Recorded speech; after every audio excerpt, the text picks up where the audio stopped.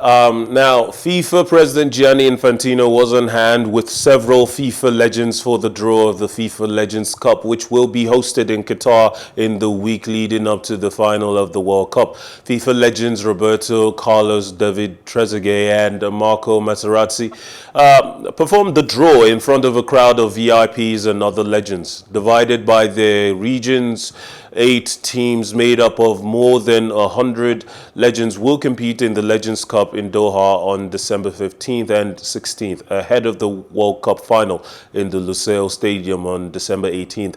Other former stars who will compete in the football tournament include Iker Casillas, Carlos Puyol, Cafu, Francisco Totti, Kaká, Didier Drogba, Mehdi Benatia, Ali Al-Habsi, John Terry, and many more. But he's definitely going for France. Roberto Carlos, how does it feel to put on your boots and play in this Legends tournament? I'm so happy. Italy isn't quite in it. So you guys ready to start the draw? Okay, so Marco, if you can go ahead.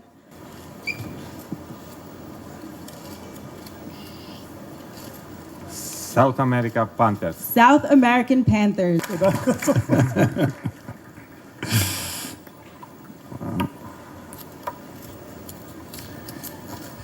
Okay. B2.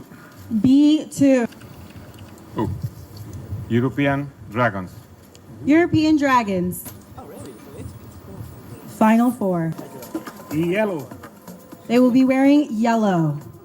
Congratulations to the 4 teams who made it to the semifinals: Croatia, Argentina, Morocco, and France. Fantastic games ahead, of course, semifinals and finals.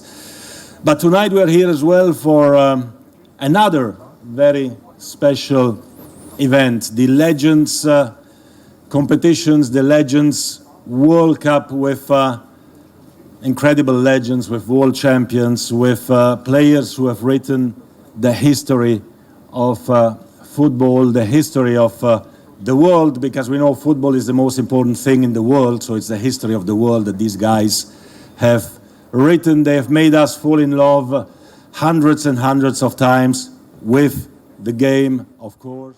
So, Sam, when you consider the efforts that Gianni Infantino has gone to try to improve the popularity of sports, as well as promote the dependency of the sports on FIFA. Given everything that was said about Sepp Blatter's legacy as he left office in disgrace, in terms of all of the scandals about bribery and all of that, how would you rate Gianni Infantino's work so far in his role as FIFA president? Yeah, the current president, right now, Infantino, whatever he does, you have to understand football. The main actors in football are the players. So regardless of how bad you've done on how you're not doing well, if you can respect the players and at least appreciate them for what they've done for the game, because if it wasn't a player, there will be no FIFA. If it wasn't a player, there will be no FIFA as well. So I have to give him the credit for that. You know, I'm an ex-player myself, and we're trying to do that in Nigeria as well, where these ex-players will be, appreciated. And this is a very good way to go, and he's doing well.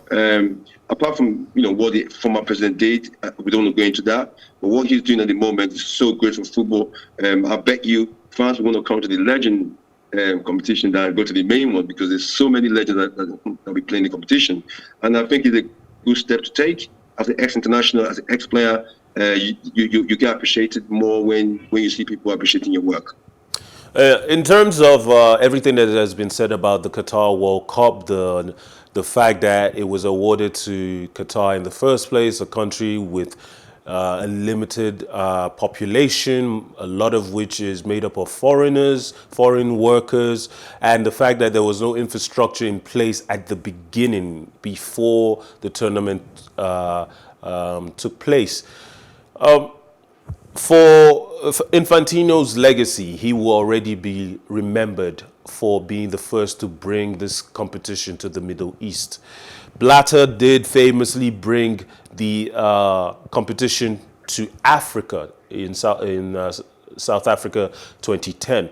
But how do you rate the effort of Infantino's attempts to empower the African game?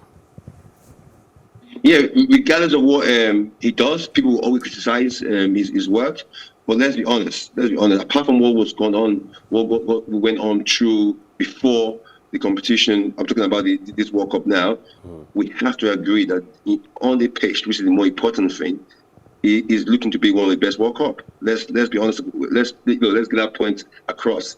It's been a great World Cup. Something has to be done.